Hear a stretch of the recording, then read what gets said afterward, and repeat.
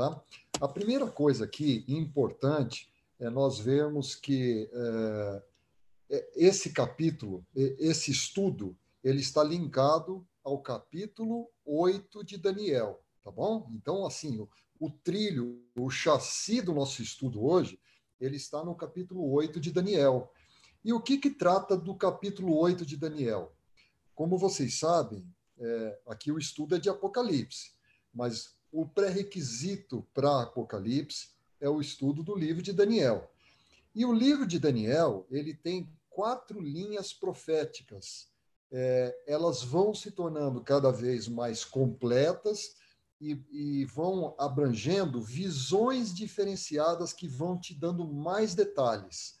Tá? Então, é muito, muito legal o estudo do livro de Daniel.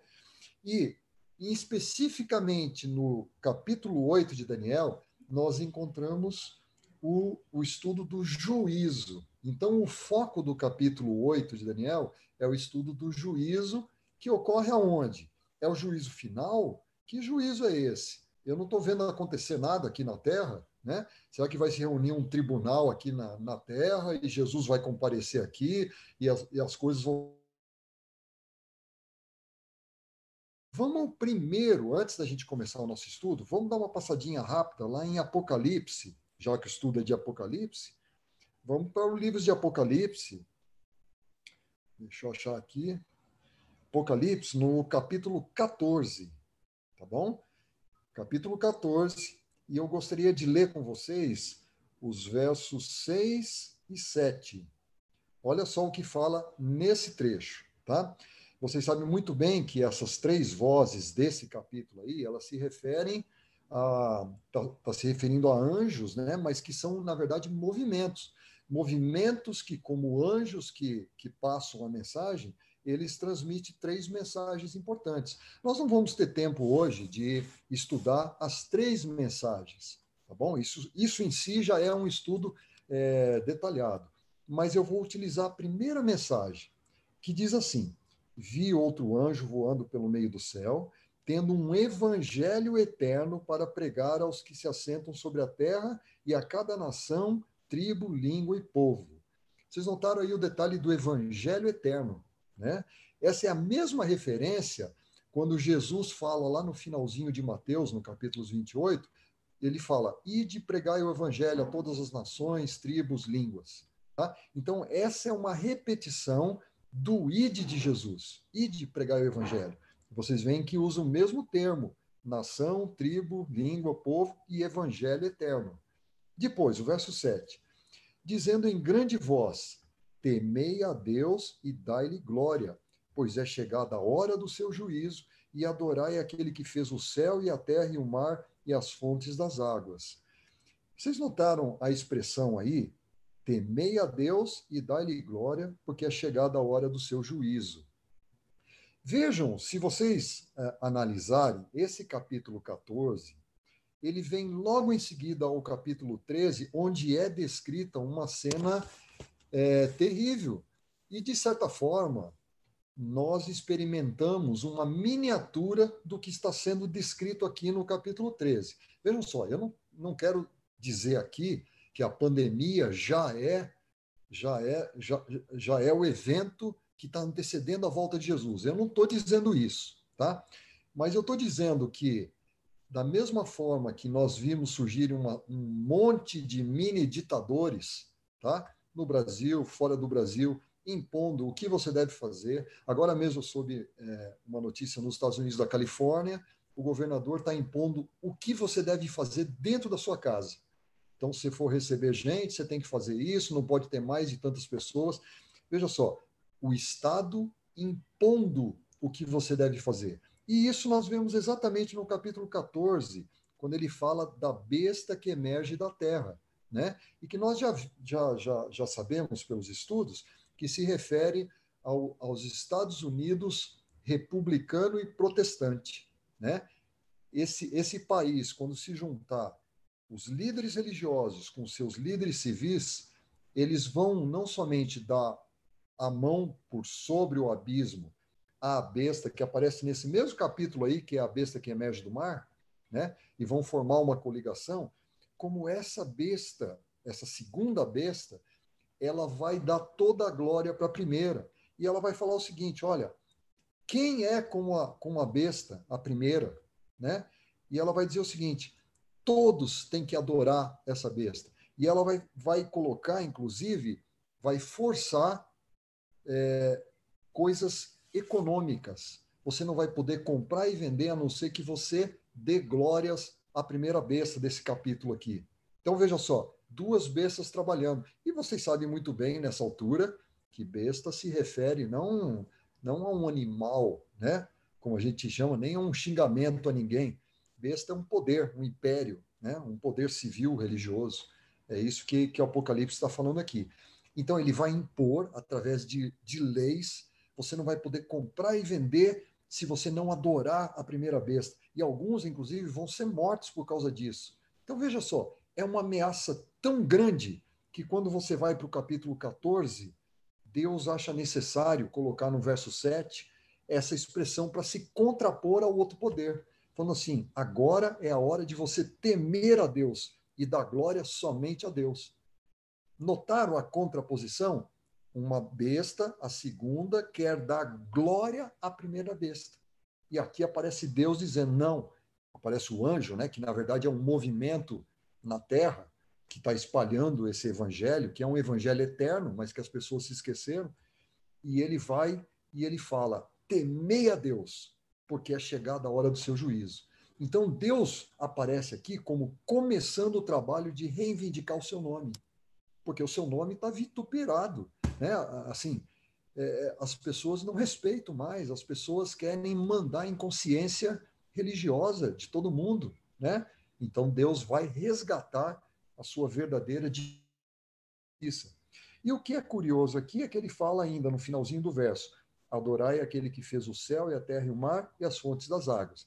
E aqui é uma referência à criação, Deus como criador. E esse verso ele envolve inclusive até o resgate do sábado também, como dia de homenagem ao criador do universo, né? Mas nós não vamos entrar nesse detalhe hoje. Eu queria chamar a atenção para o ponto em que é colocado aqui uma expressão muito forte de temer a Deus, porque ele está começando o seu juízo. E o seu juízo vai reivindicar a sua glória e a sua justiça. Tá bom? Muito bem. Vamos agora ver, então, esse juízo, né? Aonde que nós vemos isso? Vamos lá para Daniel 8. Então, eu gostaria de convidá-los aí agora para o livro de Daniel. Deixa eu achar o meu aqui. Daniel, no capítulo 8. Tá bom? Nós vamos fazer agora um estudo de Daniel, capítulo 8, mas vai ser bastante rápido, tá bom? Então, assim, não esperem ter todos os detalhes, porque aqui nós temos apenas uma noite para discutir isso, o que eu gasto, às vezes, 3 ou 4 aulas numa sessão presencial, tá bom? Mas o que aparece aqui? Para vocês que já leram o texto do nosso guia, né, ele começa a falar sobre a visão. E nessa visão, Daniel, então, ele vê novamente algumas bestas, né? Ou seja, animais que representam impérios. E o primeiro animal que ele vê aqui aparece um carneiro, né? Esse carneiro ele tinha 2 chifres, e esses 2 chifres, então, um era mais alto que o outro. Se você teve a curiosidade de ler o tema, você vai perceber que aqui ele está se referindo à Medo-Persa, tá? O império que seguiu a Babilônia. Daniel, aqui nesse capítulo, ele já é um homem idoso. Ele foi jovenzinho para a Babilônia, ele estudou na Universidade de Babilônia, depois se tornou um estadista, vocês conhecem a história, né? Trabalhou em Babilônia, mas aqui ele já aparece num período em que ele já é um homem mais idoso. Não existia mais Babilônia, na verdade, Babilônia já estava no seu finalzinho, a sua decadência, né? E logo a Medo-Pérsia ia tomar conta. Por isso que aparece, Deus representa esse animal aqui com 2 chifres, a Média e a Pérsia. E por que os 2 chifres têm um tamanho mais alto que o outro? Porque a Pérsia se tornou mais importante do que a Média, né? Mas ambos eram parceiros de guerra, parceiros comerciais, parceiros políticos, tá bom? Bom, logo em seguida, se você acompanhou a história, você vai ver que surge, chega um bode, né? E esse bode, ele é descrito como tendo um único chifre muito forte, e esse chifre, e esse bode, ele vai de encontro ao carneiro e domina completamente o carneiro rapidamente, né? Diz que esse bode voava até, né? Isso significa o quê? Qual o império que seguiu a Medopérsia? Foi o Império Grego, né? O Império Grego helenístico, que foi comandado no seu início por quem? Alexandre o Grande, famoso jovem, que com 27 anos era dono do império, conquistou tudo numa velocidade fenomenal, por isso que esse bode ele voava, né? Esse bode não tocava a terra. E ele venceu facilmente o exército da Medopérsia, né? Um exército 4 vezes maior que o exército que ele dispunha. E eles fugiram diante de Alexandre, e Alexandre se tornou o conquistador do Império Medo-Persa, né? Porém, com a idade de 32 anos, ele morreu, né? E aí o seu império foi dividido entre 4 generais. Bom, a história segue aqui. O nosso foco principal hoje é no que acontece depois que o Império de Alexandre ele é dividido. Diz a Bíblia que surge um chifre pequeno. E atenção, aqui eu vou fazer só uma recomendação para vocês. Cuidado, a maior parte das traduções, elas colocam assim, quando você lê no verso 8, de um deles, né, saiu, eu vou ler o texto todo ali, o bode se engrandeceu sobremaneira e na sua força quebrou-se-lhe o grande chifre, Alexandre o Grande, né, que morreu. E em seu lugar saíram 4 chifres notáveis. Ótimo, a gente já sabe que o império foi dividido em 4, norte, sul, leste e oeste, tá bom? Os 4 generais de Alexandre. E ele fala ali, para os 4 ventos do céu, as direções cardeais, ok? Porém, verso 9, de um dos chifres, cuidado, aqui tem um erro de tradução, tá bom? De um dos chifres saiu um chifre pequeno e se tornou muito forte para o sul, para o oriente e para a terra gloriosa. Não dá tempo de eu fazer uma explicação maior para vocês, mas o original aqui fala o seguinte, de um deles, de um dos, saiu um chifre. Esse dos pode se referir aos chifres, aos 4 chifres, mas pode se referir também aos 4 ventos, tá bom? Por que as pessoas põem essa tradução, inserem essa palavra de chifres aí? O original não fala isso. Eles inserem porque eles querem dizer que esse chifre pequeno, ele saiu dos 4 chifres, porque eles querem que seja forçada o entendimento de que se trata de Antíoco Epifânio. Se vocês se lembram, Antíoco Epifânio foi um dos governantes seleucidas, ou seja, do norte, né, da divisão do Império Grego-Helenístico ali, que ficou com 4 partes. Foi um que se tornou forte no norte, e um deles chegou a invadir a Judéia, e durante 3 anos e meio ele extinguiu todos os sacrifícios no templo. E ele foi tão absurdo a ponto de forçar a barra e oferecer porcos nos altares santos do templo. Vocês sabem que para os judeus o porco é uma ação imensa, é um animal imundo, né? Então isso foi uma afronta, foi uma abominação.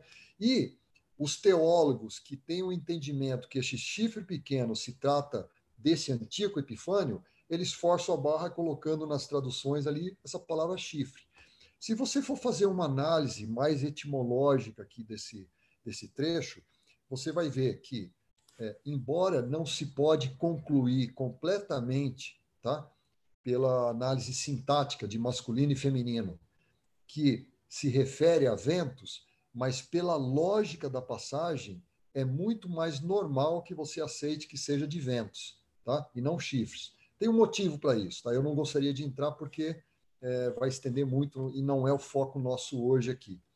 Aceite, tá? Que esse chifre ele não se refere a Antíoco Epifânio e ele não saiu de um dos 4 chifres. Ele na verdade veio de um dos 4 pontos cardeais, tá bom?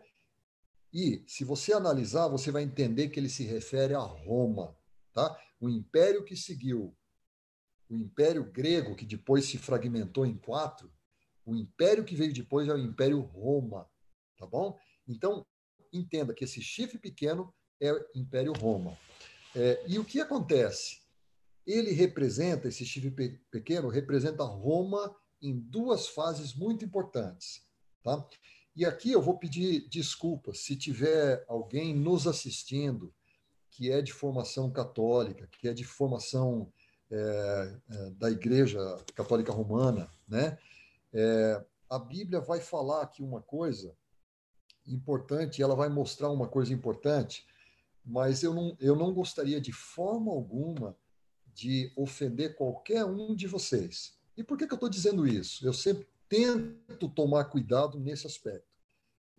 De fato, a Igreja romana medieval, ela está nessas profecias, tá bom?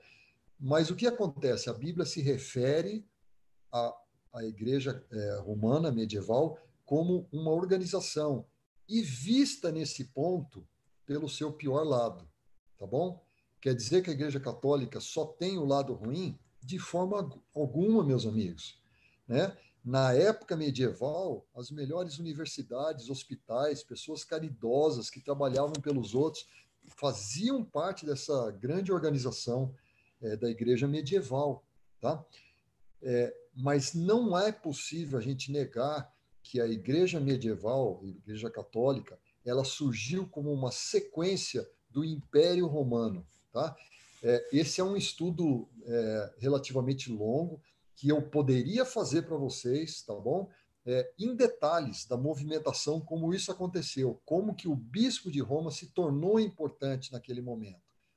Novamente, isso não é o foco do nosso estudo hoje, então vocês vão ter que aceitar, pelo menos, a minha palavra, tá? De que há um motivo histórico para isso. E esse chifre pequeno, ele representa, então, o Império Romano na sua fase civil ou imperial e a sua fase papal, tá bom? Porque a Bíblia trata como uma sequência. Muito bem.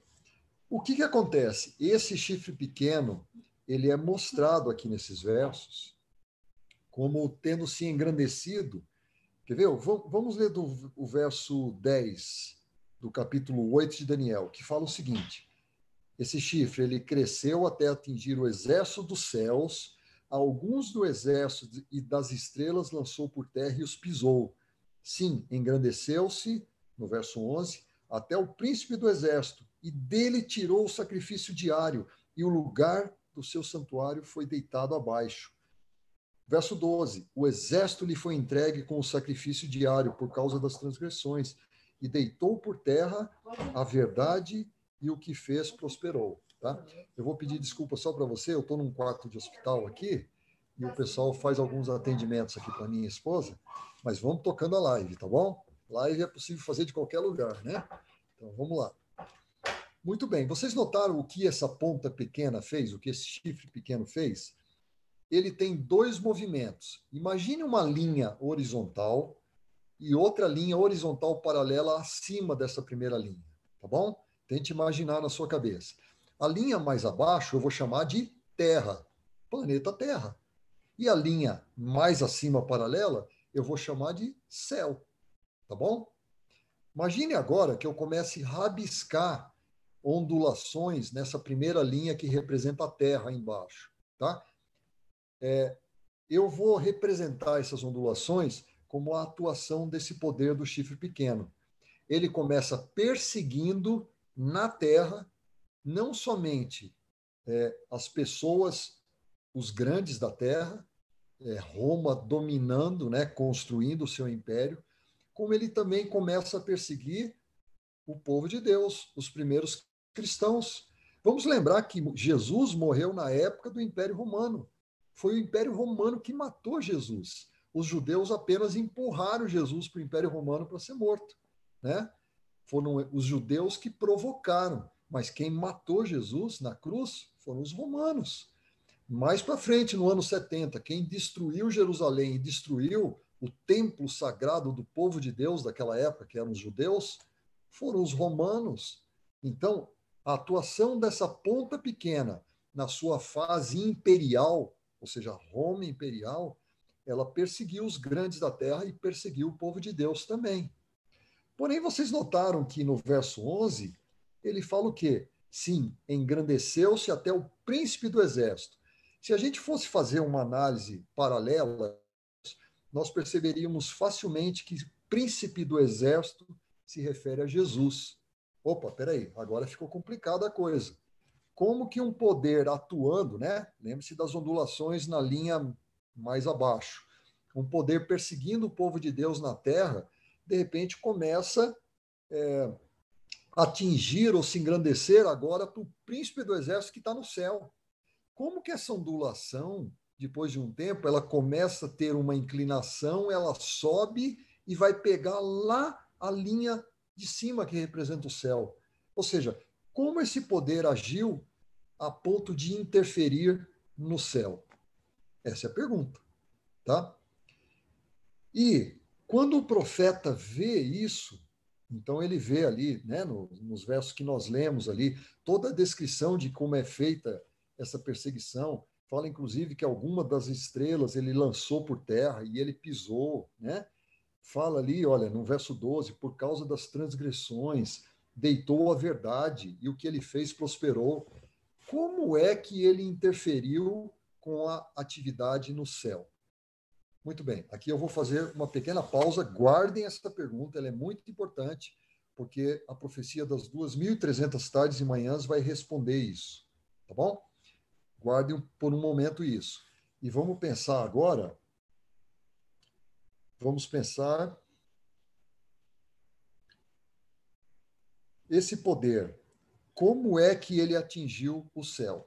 Vamos lembrar o seguinte: na crucifixão, quais foram os eventos que aconteceram naquele momento em que Cristo estava sendo crucificado, né? E que em breve ele diria: feito está, a ti entrego o meu espírito. O que aconteceu naquela sessão? Bom, várias coisas, né? O céu escureceu do nada. E veja, nós estávamos às 3 horas da tarde, né? Subitamente uma escuridão que deixou todos amedrontados. Houve ali trovões, terremotos, né? Mas aconteceu um fenômeno muito importante. Se vocês lembrarem, no Templo de Jerusalém, o sagrado templo do único Deus, o Deus verdadeiro em Jerusalém, aconteciam sempre de manhã e à noite os sacrifícios dos cordeiros, né? E os cordeiros também eram sacrificados, levados pelos pecadores, né? Mas se vocês lembrarem, o santuário ele tinha dois compartimentos, um compartimento santo e um compartimento santíssimo. Existia um véu que separava um dos dois entre eles, né? E os sacerdotes podiam entrar apenas no santo, no compartimento santo. Somente uma vez por ano é que, nós estudamos isso, é que o sumo sacerdote entrava no Santíssimo, tá bom? Que ele podia romper a cortina e ter acesso ao Santíssimo. Nos tempos de Moisés, Josué e outros líderes, no Santíssimo estava a Arca da Aliança, onde tinha a sagrada lei de Deus, né? Vocês lembram muito bem disso. E justamente acima da Arca da Aliança aparecia uma luz, uma nuvem, uma luz que simbolizava a presença de Deus. Por isso os sacerdotes não podiam entrar ali o ano todo. Somente o sacerdote entrava uma vez por ano e não sem primeiro colocar sua vida toda em ordem, porque ele ia aparecer diante de Deus. E esse único dia era chamado Dia do Juízo. Olha que interessante, né? Muito bem. Quando Jesus morreu e ele bradou na cruz, né, entregando o seu espírito, aconteceu um fenômeno que a Bíblia descreve como sendo divino. Qual foi esse fenômeno? O véu que separava os dois compartimentos foi rasgado de cima a baixo. Opa, peraí, isso aí tem uma relevância fantástica. Veja, o Templo de Israel era um edifício imenso, que foi embelezado, inclusive, pelo Império Romano. Essa cortina era gigantesca, era alta. Ninguém poderia subir ali e rasgar o véu. Tá? Não poderia ter havido intervenção de mãos humanas. Assim, do nada, rasgar o véu. Porém, rasgou-se de cima a baixo para representar que era Deus atuando. E o Santíssimo ficou exposto. Isso tem um significado muito importante. Se aquele templo até a morte de Jesus, representava todo o ritual que apontava para a vinda de Jesus, que apontava para a cruz, no momento que Jesus morre, não tinha mais necessidade de nada daquele ritual. Por quê? Porque quando Jesus ressuscitasse e subisse para o céu, ele seria o Cordeiro verdadeiro agora, que atuaria num santuário verdadeiro no céu, não mais trazendo sangue para dentro do santuário, mas com o seu sangue que ele derramou na terra, ele apareceria diante do próprio Deus para interceder pelos nossos pecados.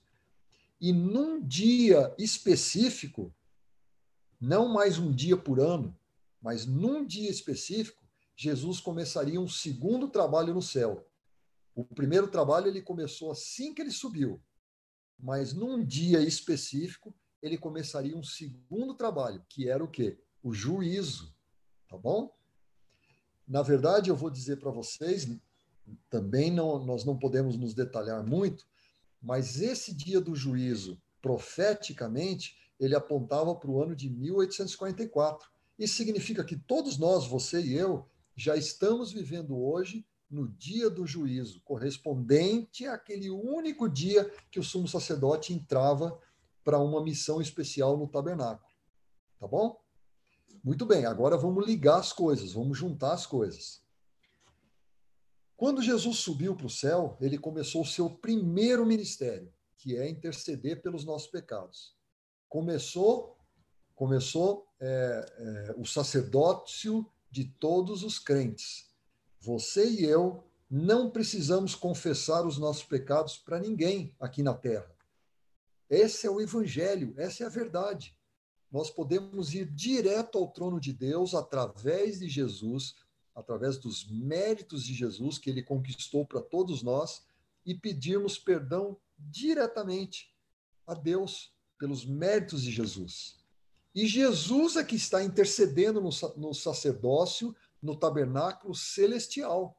Tá? Aquele tabernáculo que existia na terra era uma miniatura, era só uma maquete para os israelitas, para os judeus entenderem como era o plano da salvação em termos de símbolos. Não havia nada de misticismo naquelas cerimônias. A gente falou sobre isso. Eram cerimônias simbólicas. Quando o símbolo alcançou a realidade, acabou a necessidade de ter um tabernáculo aqui na terra. Ok? Então Jesus subiu ao céu e começou o seu primeiro trabalho. Porém, a ponta pequena que nós vimos aqui nessa profecia, que representava Roma, primeiro na sua fase imperial e depois na sua fase papal, Roma começou a criar doutrinas estranhas que não eram do puro evangelho. Então, por exemplo, surgiu a figura da confissão auricular. Você tinha que confessar os seus pecados a uma pessoa terrestre, né? E muitas outras igrejas adotam isso também. Você confessar a um bispo, a um pastor, a um padre, né? Quando na verdade você pode ir diretamente a Deus. Veja só, isso é uma forma em que esse poder começou a interferir no céu. Porque no momento, imagine na Idade Média, as pessoas eram ensinadas a declarar os seus pecados para um ser humano, elas não declaravam mais para Deus. Então, para que servia Jesus atuando lá no céu? Né? Então, esse poder, ele tomou sobre si uma coisa que ele não tinha essa autoridade. Ele interferiu com o trabalho de Jesus.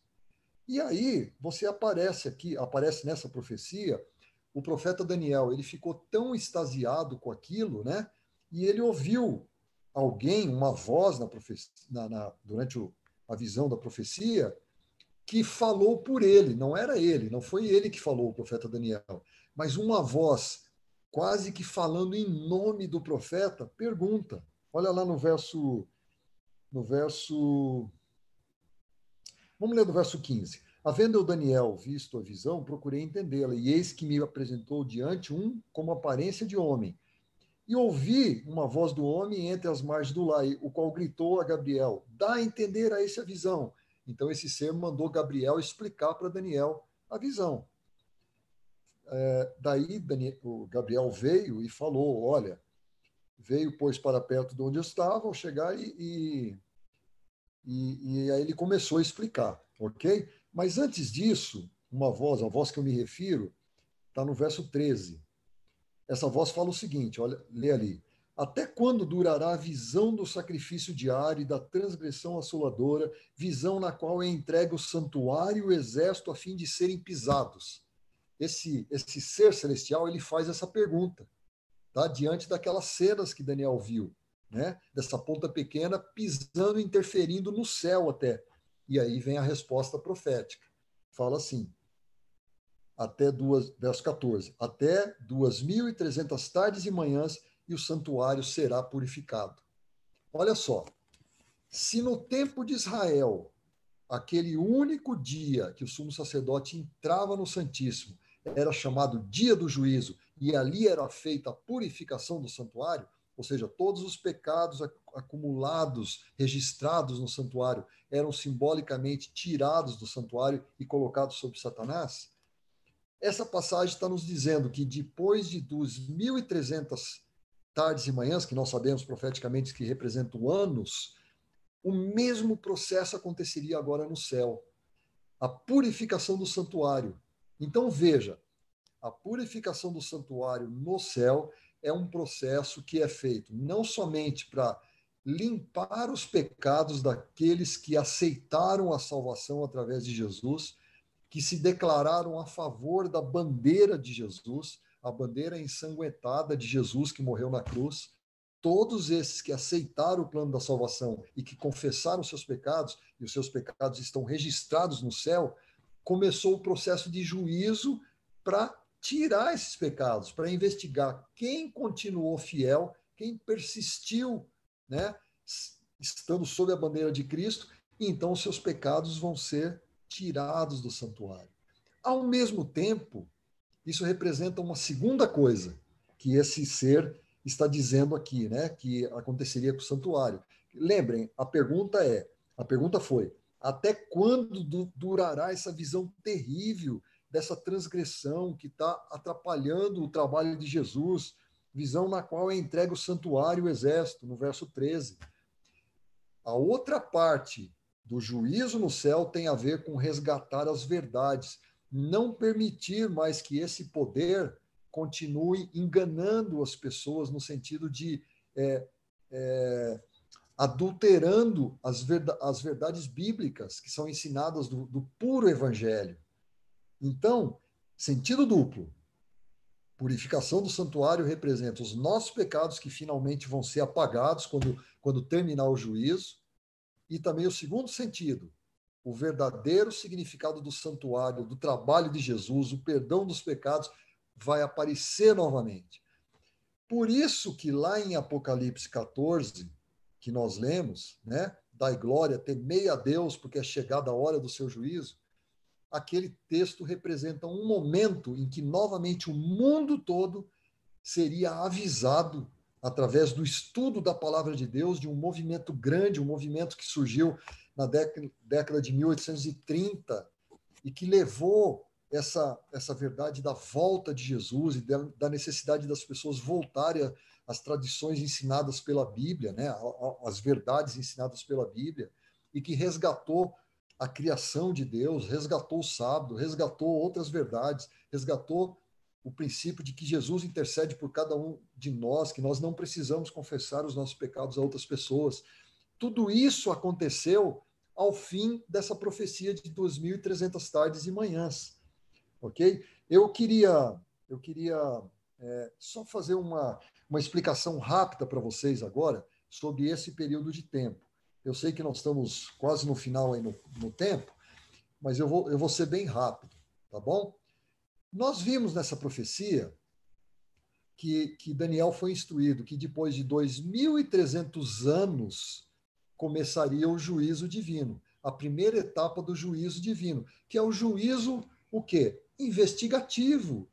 Ora, aqui no qualquer tribunal da Terra, antes de você colocar a pena sobre alguém que é culpado, você tem que investigar, você tem que ver se de fato os eventos que ocorreram fazem sentido para acusar uma pessoa ou para liberar uma pessoa.